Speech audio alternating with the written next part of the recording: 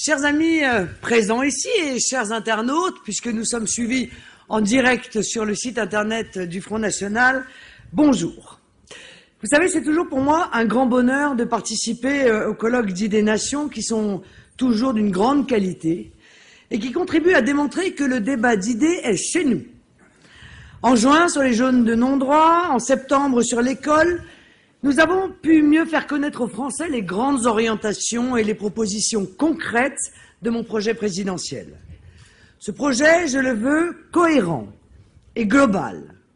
Je refuse qu'il se limite à quelques sujets parce qu'il serait à la mode, mais je souhaite au contraire proposer aux Français un cap clair, précis, cohérent sur les grandes problématiques qui les concernent.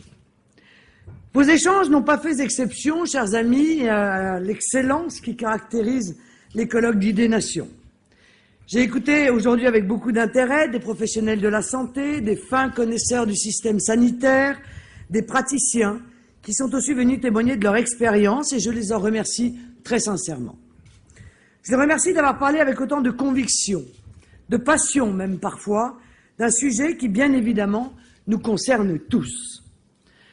On se la souhaite tous les ans, la nuit de la Saint-Sylvestre, parce qu'on connaît le prix si précieux de la bonne santé lorsqu'on ne l'a plus. Tous. Nous sommes concernés par la question de la santé. Nos anciens, bien sûr, mais aussi leurs enfants et leurs petits-enfants. Et tous, nous aspirons à pouvoir bénéficier d'un système de soins qui s'est considérablement renforcé au cours des siècles, et en particulier au cours des dernières décennies. À ce sujet, je tiens peut-être en premier lieu à rendre hommage aux chercheurs français, aux découvreurs, qui régulièrement honorent notre pays d'une formidable avancée pour la santé publique. Je sais aussi que nous pouvons compter sur un personnel soignant de très grande qualité en France, parce qu'il est bien formé, parce qu'il est motivé, parce qu'il a souvent cette qualité qui fait tant défaut à nos sociétés modernes individualistes, l'altruisme. Le service public de la santé est une noble mission.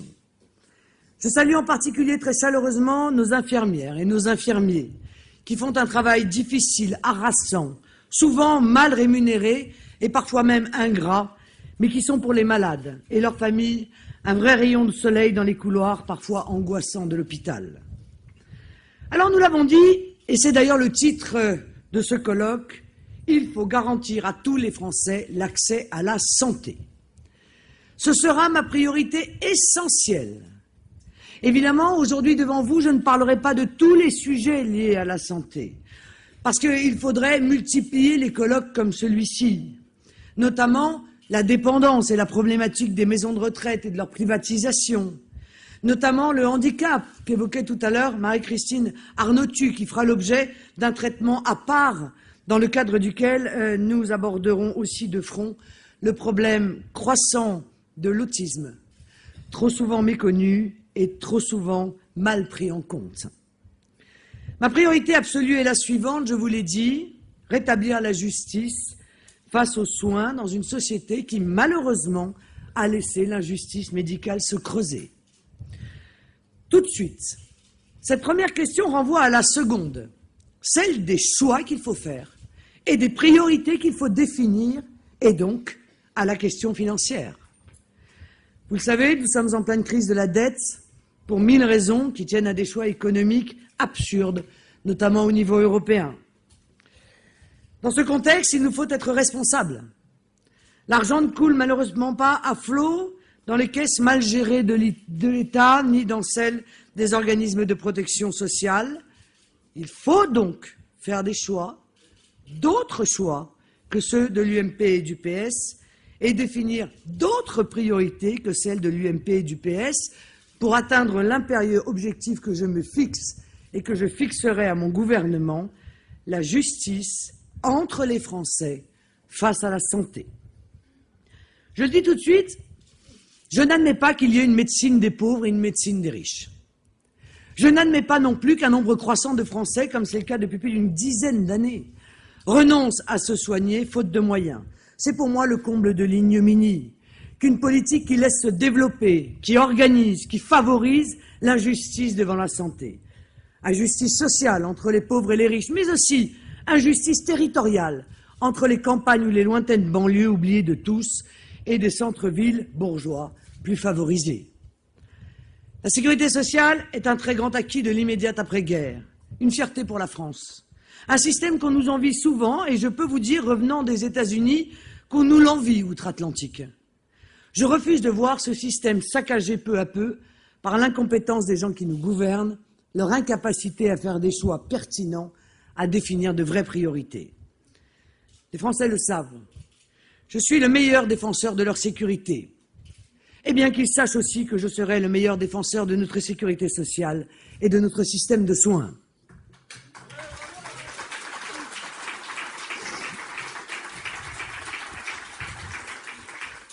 Vous savez, sur l'inégalité d'accès aux soins, la situation devient extrêmement préoccupante et les Français le ressentent, le vivent de plus en plus clairement. Un récent sondage montre que 70% des Français s'estiment inégaux face à la santé. C'est dire quand même la gravité de la situation. D'autres enquêtes nous montrent qu'une part croissante des Français, je vous le disais tout à l'heure, plus d'un tiers, c'est considérable, renoncent parfois aux soins, justement pour des raisons financières. À l'origine de cette injustice médicale croissante, il y a des choix absurdes qui ont conduit les gouvernements successifs, UMP et PS, à développer une vision purement comptable de la médecine, à faire des coupes budgétaires là où il ne fallait pas en faire, alors qu'on laissait prospérer des dépenses et des gaspillages inadmissibles. L'accès égal à la santé pour tous les Français, cela suppose de rompre avec toutes les décisions à l'origine de cette flambée des inégalités. D'abord, il y a ce qui renforce l'inégalité sociale et qu'il nous faut rectifier au plus vite, c'est la cherté de l'accès aux soins, qui s'explique par la multiplication des déremboursements de médicaments, la montée continue du forfait hospitalier et la poussée régulière des tarifs des mutuelles.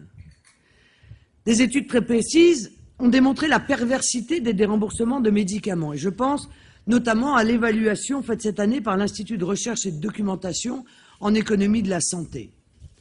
Les premières vagues de déremboursement ont commencé en août 2003, 84 médicaments. Puis il y a eu mars 2006, 282 spécialités. Puis janvier 2007, 89 médicaments. Puis avril 2010, 150 nouveaux médicaments.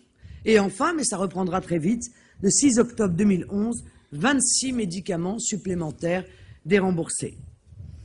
Vous voyez que les choses s'accélèrent. Les études réalisées en France ou à l'étranger, comme en Italie, par exemple, montrent deux choses. Premièrement, que la louable intention du départ, qui consiste à cesser de rembourser des médicaments supposés inefficaces, se transforme toujours très vite en action à caractère purement budgétaire et comptable. Faire des économies en raclant les fonds de tiroir, bref, au prix de la santé des Français. Je vous signale par ailleurs que je pense que vous êtes comme moi, à chaque fois, sur ces longues listes de médicaments déremboursés, et pourtant j'ai la chance d'avoir légué par mon père plutôt une bonne santé, j'en connais un nombre incroyable. C'est donc bien qu'ils ne sont pas les plus inefficaces, mais qu'ils sont évidemment les plus vendus. Et s'ils sont les plus vendus, c'est qu'a priori, c'est parce qu'il y a le plus de médecins qui les ont prescrits, et comme je ne crois pas que les médecins soient des charlatans, j'imagine donc que s'ils les prescrivent, c'est parce qu'ils sont les plus efficaces. Bon. L'autre effet est encore plus pervers, est qu'ils ne rapportent quasiment rien aux caisses sociales. D'une part parce que les malades s'orientent plus facilement vers l'hôpital, et l'on sait qu'il est très coûteux, et d'autre part parce qu'ils se reportent, et comment pourrait-on d'ailleurs leur reprocher, vers d'autres médicaments remboursés, mais souvent plus chers aussi. Bref, là où on croit faire une économie, en réalité on crée de nouveaux coûts, et dans le même temps on accroît l'injustice médicale, et tout le monde est perdant. Il faut aussi, dans la recherche nécessaire d'économie, se poser la question de la vente de médicaments au détail. Cela existe dans beaucoup de pays. Moi, j'ai 3 enfants. L'aîné a 13 ans. Les jumeaux ont 12 ans. Avec tous les médicaments que j'ai achetés et qui n'ont pas été consommés, je pourrais en 13 ans ouvrir une pharmacie. Parce qu'il y en a qui se périment, qu'on jette. Mais le stock, si je puis me permettre, m'aurait, je pense, permis d'ouvrir une petite pharmacie. Alors, nous sommes là confrontés évidemment à un gâchis qui est inimaginable. Et puis, même à un problème écologique. Après tout, si on a un traitement de 2 comprimés par jour pendant 7 jours, moi ça ne me choquerait pas qu'on me donne dans un sachet en plastique les 14 comprimés et pas les 45 comprimés de la boîte.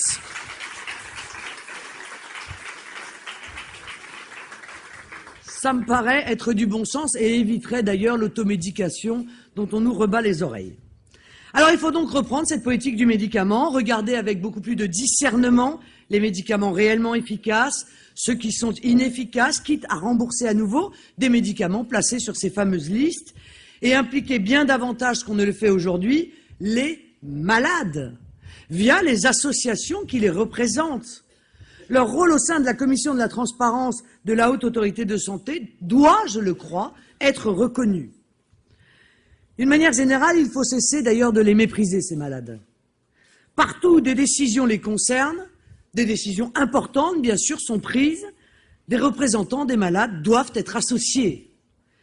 C'est la philosophie de mon projet et c'est ainsi que j'entends refonder aussi le pacte républicain dans notre pays.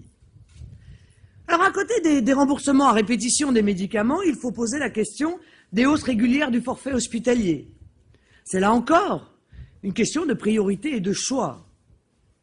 Moi, je n'admets pas que les écarts se creusent entre catégories de Français parce qu'on ne cesse de rehausser le forfait hospitalier, au départ d'ailleurs conçu pour être relativement indolore pour le portefeuille des malades et de leurs familles, et qui de plus en plus pèse lourd, très lourd.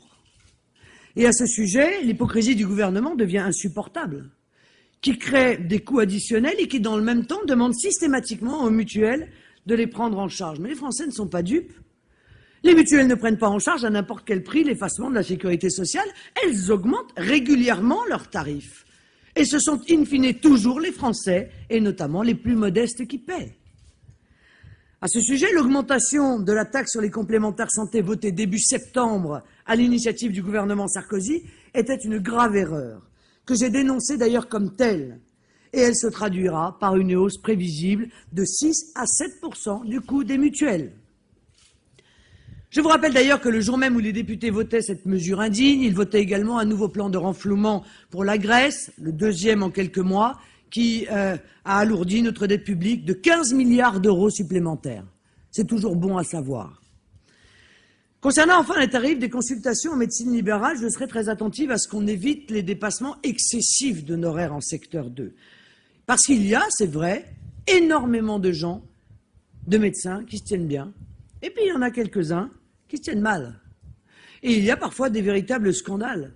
Ça concerne une minorité, mais je veux les éviter. Les dépassements d'honoraires seront ainsi plafonnés en secteur 2 après concertation avec les représentants des médecins. Je ne souhaite pas que le modèle de médecine libérale, auquel les professionnels de santé, comme les Français, sont extrêmement attachés, se voit remis en cause par les abus de quelques-uns. Vous voyez donc ce que je veux dire quand je dis et que je répète que nous avons des priorités à mettre en œuvre. Parmi ces priorités, il faut bien sûr écarter toute hausse du forfait hospitalier et toute nouvelle taxation des mutuelles pour l'avenir. Et puis, il y a l'inégalité entre les territoires. Et elle est devenue parfois révoltante. Je recevais hier des dirigeants de l'ANRAF, l'Association nationale des retraités agricoles de France, qui avaient émis le souhait de me rencontrer, et ils me disaient tous la même chose: nos campagnes sont totalement oubliées. Les services publics y sont sacrifiés sur l'autel de l'Union européenne, devenue une machine à broyer les peuples, et la santé n'y échappe pas. L'un des dirigeants de cette association m'expliquait qu'il devait faire, là où il habitait, 40 kilomètres pour trouver l'hôpital le plus proche. Nous devons établir et rétablir l'égalité d'accès aux soins entre les territoires. Les oubliés des campagnes françaises ne doivent pas, en plus, être les plus mal soignés. Et à cet égard, je demande qu'on sorte des logiques purement comptables. Les toutes petites structures médicales qui ne pratiquent pas suffisamment pour assurer une qualité de soins suffisante et une sécurité suffisante doivent, dans l'intérêt de tous, je crois, être fermées. Mais il n'y a pas de raison que ce mouvement touche toutes les structures de taille moyenne, dans lesquelles officie du personnel de très grande qualité et qui permettent à des millions de nos compatriotes de trouver près de chez eux une offre de soins. Comme c'est le cas aussi pour l'école. Dans le domaine médical, les méga-structures ne sont pas forcément la recette miracle. Quand elles obligent certains malades, parfois d'ailleurs en situation d'urgence, à parcourir des dizaines de kilomètres, dans des conditions souvent périlleuses, dans des conditions souvent, bien sûr, de stress, avant de trouver une structure médicale, quand elles coupent les malades de leur famille, de leur environnement. Il revient au CHRU et CHU de prendre en charge les pathologies les plus lourdes ou les traitements les plus complexes, mais des structures de taille intermédiaire peuvent très bien remplir des missions importantes de santé publique à proximité des patients. Je prends ainsi l'engagement d'assurer la présence de centres hospitaliers ou médicaux pluridisciplinaires dans chaque bassin de santé. Je demanderai aussi que la formation des personnels médicaux intègre un stage territorial sur le terrain pour la découverte concrète de notre pays dans toute sa diversité. Voilà, je crois aussi, qui pourrait plus facilement susciter des vocations vis-à-vis de certaines régions aujourd'hui trop largement délaissées, notamment évidemment à la campagne. Je demanderai donc, là aussi, outre le principe que j'ai posé, une meilleure association des représentants de malades aux prises de décision concernant l'organisation territoriale du système de soins, qui ne doivent pas uniquement intéresser quelques technocrates très éloignés, bien souvent, des réalités du terrain. Dans l'accès aux soins, se pose en particulier un problème que je ne veux pas manquer d'évoquer parce que vous en parliez avec brio cet après-midi et qui inquiète légitimement les Français, c'est évidemment la maladie d'Alzheimer. Alzheimer est un problème de société et nous avons le devoir de ne pas laisser les malades et les familles seules et démunies face à cette terrible maladie. Elle touche aujourd'hui plus de 800 000 personnes dans notre pays et ce chiffre devrait doubler d'ici 20 ans. Doubler. La première des choses à faire est d'intensifier bien sûr la recherche en amont. Il n'est pas question de baisser les bras face à ce fléau qui, je l'espère, trouvera rapidement une réponse efficace, même s'il y a toujours quelque chose auquel on n'a pas trouvé de réponse, c'est l'âge, l'avancée de l'âge. Et cet âge qui, nous nous en félicitons d'ailleurs, recule en permanence et qui fait qu'aujourd'hui, nous aurons, enfin demain je l'espère, nous aurons énormément de centenaires, mais tout cela, ça se prévoit et ça aurait déjà dû être prévu depuis au moins 30 ou 40 ans. À cet égard, je crois qu'il faut être beaucoup plus ambitieux dans la nécessaire coopération entre la recherche privée et la recherche publique. Coopération qui se fait, et les constats sont réguliers en ce domaine, de manière imparfaite dans notre pays. Les logiques transversales de clusters ou de pôles de compétences doivent définitivement remplacer les logiques en tuyaux d'orgue, qui font que certains qui travaillent sur le même sujet ne se parlent jamais. Ce sera le rôle aussi de l'État stratège que je dessine dans mon projet présidentiel et qui seul, je crois, a la capacité de jouer ce rôle de mise en relation et de créateur de liens. Inspirons-nous de la réussite japonaise à ce sujet et sortons des vieilles habitudes, des vieilles rancœurs stériles entre le privé et le public. La santé de nos compatriotes en dépend, comme en dépend l'allègement de la terrible charge psychologique et émotive qui pèse sur la famille de ceux qui sont victimes d'Alzheimer. Cette question d'ailleurs dépasse largement Alzheimer et concerne en réalité tout aussi bien la recherche contre le cancer qui souffre de cette carence dans l'organisation de la recherche française. Il convient aussi de bannir les projets qui ont vu jour relativement concernant de possibles déremboursements, nous y revoilà, de médicaments anti-Alzheimer. Alors, c'est vrai que peut-être pour le moment ils ont une efficacité limitée, mais il est totalement exclu, en ce qui me concerne, de les dérembourser. Je demanderai au contraire un meilleur accompagnement des malades et de leurs familles, trop souvent démunis face à une maladie aussi pernicieuse que douloureuse à vivre. Et à cet égard, je crois qu'il faut dès aujourd'hui dégager un budget spécifique pour répondre à l'augmentation prévisible de cette maladie d'Alzheimer, qui suit tout de même la ligne de l'augmentation de l'allongement de la vie. Je proposerai donc un budget spécifique qui correspondra à l'économie réalisée sur la suppression que je propose de l'aide médicale d'État. Créée en 2000 sous Lionel Jospin et exclusivement réservée aux clandestins, soit environ 600 millions d'euros par an, eh bien, cette somme permettra de mieux prendre en charge les malades dans des structures adaptées et de mieux prendre en charge également leurs familles. Une directive sera également adressée aux représentants de l'État dans nos territoires, leur demandant de tout mettre en œuvre pour mieux faire connaître les associations de malades et de familles de malades d'Alzheimer.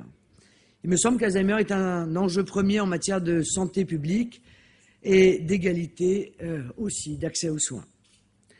Parce que je suis une responsable politique qui sait la gravité de la situation budgétaire dans laquelle les gouvernements successifs ont laissé la France, je vous parle, vous l'avez remarqué, de priorité de mon action. Et qui dit, encore une fois, priorité, dit choix. Alors je le dis le plus simplement du monde. La France ne peut pas continuer avec les déficits actuels. Il va falloir qu'elle fasse des choix si elle souhaite pouvoir restaurer une vraie justice médicale pour ses compatriotes et offrir à tous une médecine de qualité sur l'ensemble du territoire national. Plus de 11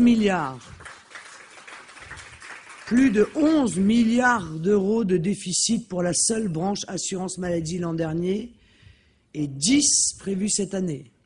C'est un peu plus de dette dans l'abîme déjà immense de la dette. C'est beaucoup. Mais c'est aussi assez peu si nous nous donnons enfin les moyens d'améliorer l'efficacité du système, de lutter contre les gaspillages, les dépenses indues et la fraude qui nous scandalisent tous. Ces questions-là doivent être traitées avec la plus grande des responsabilités. Mais avant d'en venir à mes solutions concernant ces problématiques essentielles, j'aimerais vous faire part de ma vision de ce que doivent être les dépenses de santé. Les dépenses de santé en France représentent environ 11% de notre PIB. C'est beaucoup. Mais contrairement à une légende souvent entendue, ce n'est pas plus qu'en Allemagne, et c'est beaucoup moins qu'aux États-Unis, par exemple. Notre objectif n'est pas d'accroître d'une manière inconsidérée cette part des dépenses de la richesse nationale, et il faut notamment, j'y reviendrai très vite, rationaliser nos dépenses et lutter sans merci contre les abus. Néanmoins, il est important d'anticiper dès aujourd'hui que la part de ces dépenses de santé dans notre richesse nationale ne pourra qu'augmenter, pour des raisons structurelles, et que nous devrons trouver de nouveaux financements pour les décennies à venir. Les maladies chroniques, essentiellement du fait du vieillissement de la population, vont continuer à toucher un nombre croissant de Français. Les coûts de recherche sur les maladies orphelines ou les maladies rares vont impliquer la prise en charge par l'assurance maladie de traitements très chers, parfois quelques milliers d'euros par mois pour un seul patient. Au nom de la solidarité nationale et de l'idée que je me fais de l'égalité des Français devant la santé, on sait qu'il va falloir sanctuariser ces postes de dépenses. Les Français touchés par une maladie chronique ou une maladie rare doivent pouvoir accéder aux soins, bien sûr, auxquels ils ont légitimement droit comme les autres. C'est là un véritable choix de société, mais je l'assume parfaitement. Et je le dis clairement, on ne pourra pas se contenter de lutter contre les dépenses inutiles. Il faudra aussi, à long terme, prévoir des sources de financement plus larges pour maintenir la solidarité de la nation face à la maladie. À plus court terme, néanmoins, il y a, et ça c'est la bonne nouvelle, beaucoup de sources d'économie à faire. En premier lieu, il faut mieux organiser le système de soins français. À cet égard, j'en ai parlé, il convient de réorganiser la carte hospitalière et le travail au sein des hôpitaux. Je ne le ferai pas de manière brutale, à travers une loi aussi mal pensée et vécue par les professionnels de santé qu'a pu l'être la récente loi dite HPST, loi Hôpital, Patient, Santé, Territoire. Et à cette fin, j'organiserai au début de mon mandat un Grenelle de la santé, où je réunirai le représentant des professionnels de santé, où je réunirai les représentants des patients, mais aussi les représentants des médecines complémentaires, homéopathie, ostéopathie, éthiopathie et autres. Je proposerai plusieurs pistes de rationalisation de l'offre de soins sur le territoire et notamment le développement de maisons de santé qui ressemblent un petit peu aux dispensaires dont parlait tout à l'heure notre ami et qui pourraient prendre en charge les petites urgences afin de désengorger les véritables services d'urgence des hôpitaux, notamment en zone rurale.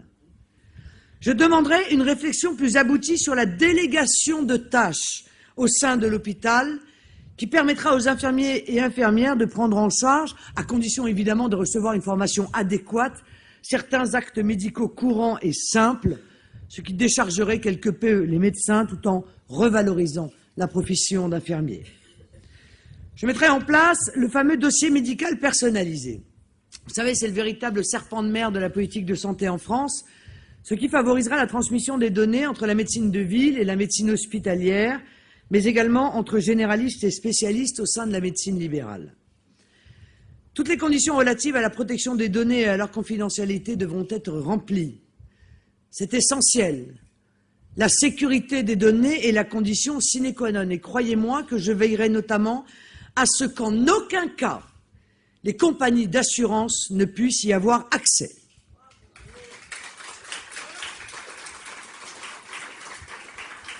Mais je pense qu'à l'heure d'Internet, il est plus que temps de faciliter la circulation de l'information médicale, d'éviter la multiplication d'actes inutiles et coûteux et d'améliorer ainsi la coordination du parcours de soins. Si besoin, d'ailleurs, les cabinets médicaux non encore équipés en informatique seront fortement incités à le faire, incités et peut-être même aidés dans les cas les plus délicats. Dans le même esprit, je demanderai qu'on engage des réflexions sur les téléconsultations. Des réflexions. Parce que, dans des conditions très strictes, elles peuvent pouvoir être développées. Je crois qu'il ne faut pas rejeter ce système par principe. Il faut y travailler, il faut y réfléchir, avec évidemment l'ensemble des professionnels. Alors je ne reviendrai pas sur la mise en place des agences régionales de santé, mais je veillerai à ce que la tutelle du ministère de la Santé soit renforcée afin de limiter au maximum les inégalités entre les territoires. Et surtout d'éviter des situations aussi absurdes que celle qu'a récemment rencontrée l'hôpital Mont-d'Or à Créteil, où la fermeture d'un service de chirurgie cardiaque décidé par l'ARS d'Île-de-France a ensuite été annulée par le ministère de la Santé. Concernant le financement de la sécurité sociale, sa rationalisation passe par le regroupement et la gestion harmonisée des 3 régimes généraux et de tous les régimes particuliers, tout en respectant leurs spécificités issues de l'histoire.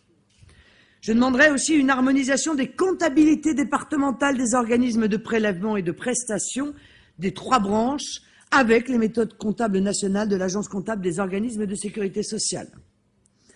Une bonne gestion des deniers publics commence par une gestion organisée de façon cohérente et intelligente. Et c'est là, évidemment, l'objectif de ces réformes. Il faut pour cela rappeler un principe qui me paraît élémentaire. La France ne peut pas soigner la terre entière.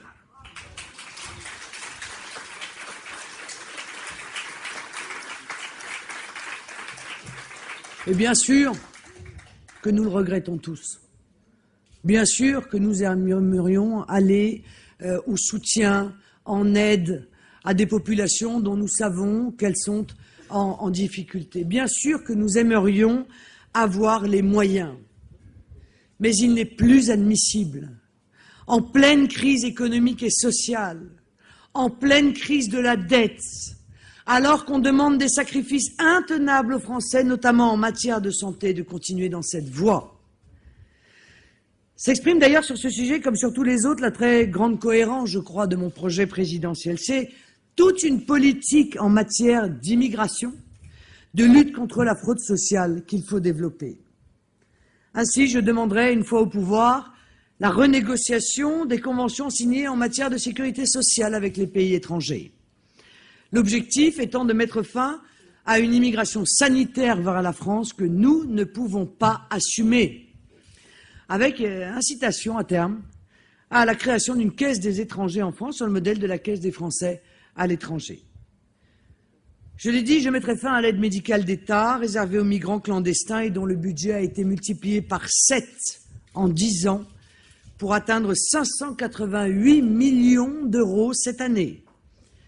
Il s'agit là d'une source de dépenses inadmissible, qui constitue de surcroît une pompe aspirante de l'immigration clandestine qu'il nous faut couper d'urgence. Je rassure bien sûr ceux qui imaginent que nous ne viendrions pas en aide à un clandestin qui serait mourant sur notre territoire. Nous ne sommes pas des monstres, bien entendu. Si des gens sont en situation de grave péril sur notre territoire, nous leur viendrons en aide. Mais nous ne leur paierons pas gratuitement les dents, les lunettes, les traitements de longue durée que nous ne pouvons même pas aujourd'hui assumer à l'égard de nos propres compatriotes.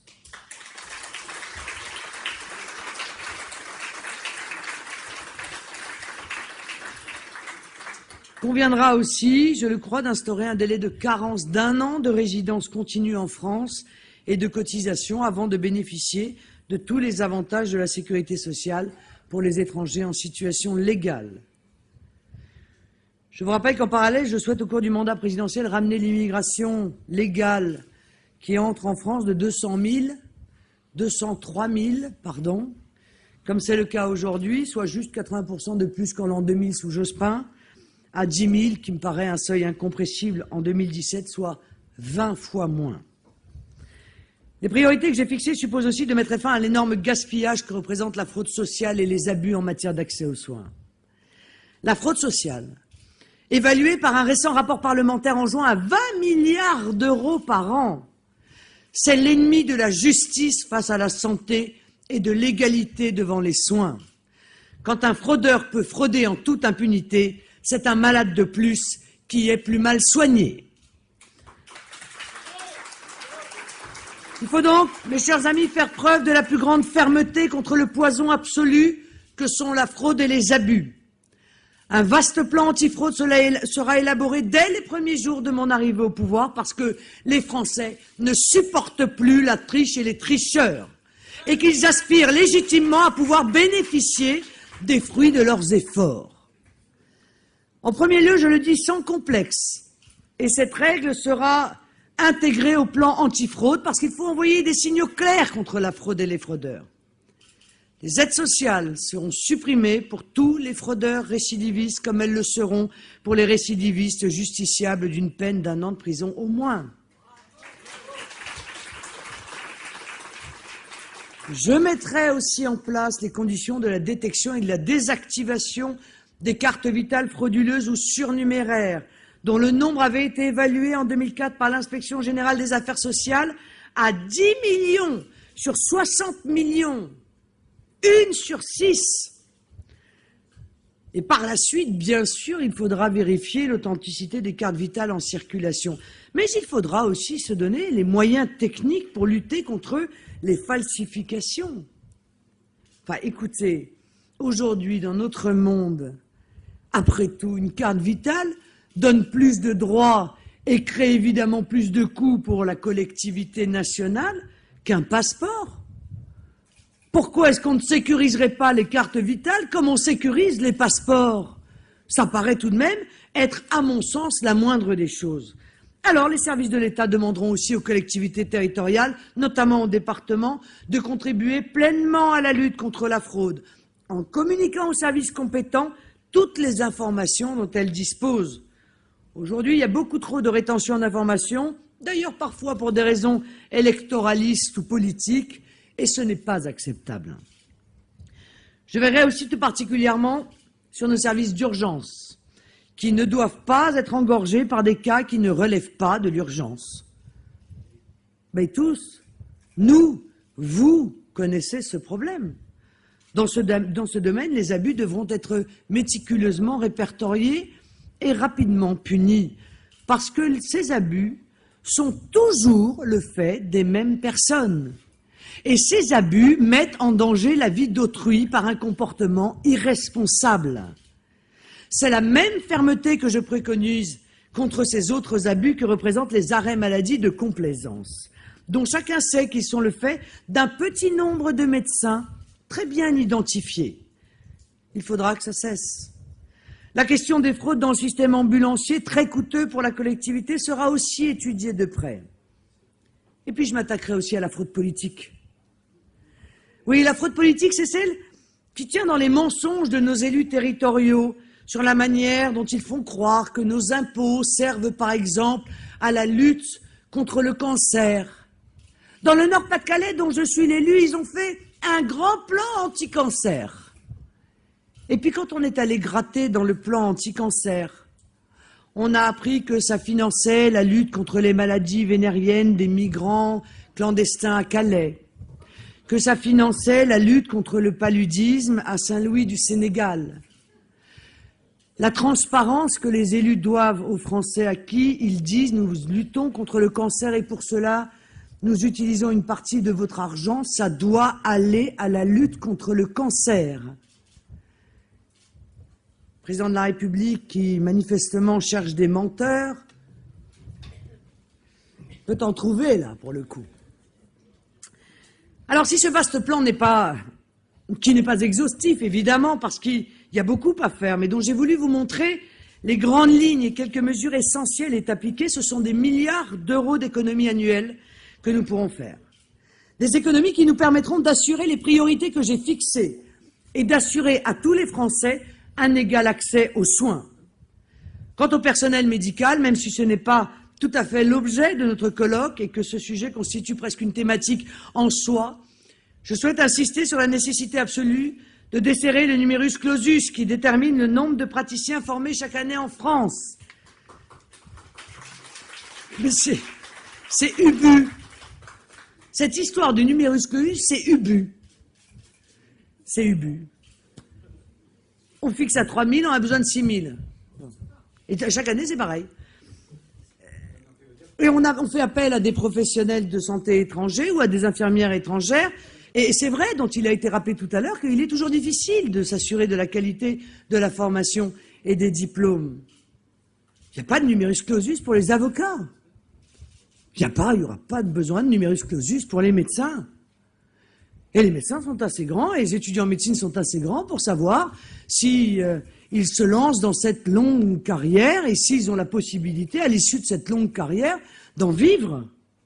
Et moi, je demanderais donc une inversion de cette logique, qui est absurde, au point que les médias ont rapporté que certains étudiants, écoutez ça parce que ça vaut son pesant d'or, ont rapporté que certains étudiants français poursuivent leurs études de médecine à l'étranger dans l'espoir de pouvoir être admis à exercer en France. Avouez que c'est quand même le monde à l'envers. Bon. Alors, le numerus clausus est une absurdité et je pense qu'on arrivera à obtenir des chiffres, des nombres de médecins qui correspondra enfin véritablement aux besoins des Français en termes de santé. Je rappelle par ailleurs qu'aujourd'hui, en plus du problème de la démographie médicale, qui devient de plus en plus criant, se pose aussi celui de l'organisation de la médecine de ville et de la question des horaires de travail des spécialistes. Notamment, je ne parle pas de ces médecins généralistes qui travaillent, comme on l'a dit tout à l'heure, parfois 70 heures par semaine, et notamment en zone rurale, il faudra enfin réfléchir à un système d'incitation financière pour favoriser l'égal déploiement sur le territoire national des médecins libéraux formés par nos universités. Alors, à l'occasion du Grenelle de la santé que j'organiserai, je veillerai notamment à travers la question de la délégation de tâches, celle de la revalorisation des salaires dans les structures hospitalières, à commencer par les aides-soignants et les infirmiers, à redonner toute la considération que la société doit avoir pour les acteurs du monde médical. Mais je ne cache pas, je ne suis pas François Hollande. Et je ne cache pas que la situation financière du pays nous imposera de faire des choix et de favoriser le rattrapage des plus petits salaires en priorité. Alors, il est frustrant de devoir clore ce colloque qui aurait pu nous amener à évoquer encore 1000 questions. Mais je l'ai dit, la politique, la vraie, la bonne politique, suppose de faire des priorités et des choix. Je crois que vous aurez compris à quel point je suis déterminé à me battre pour assurer le redressement de notre système de soins et l'accès de tous les Français à une santé de qualité et de proximité. Les temps que nous traversons sont difficiles, mes chers amis. Je le sais et je les avais annoncés depuis longtemps. Les dirigeants actuellement en poste et en poste eux aussi depuis trop longtemps ne comprennent plus la situation.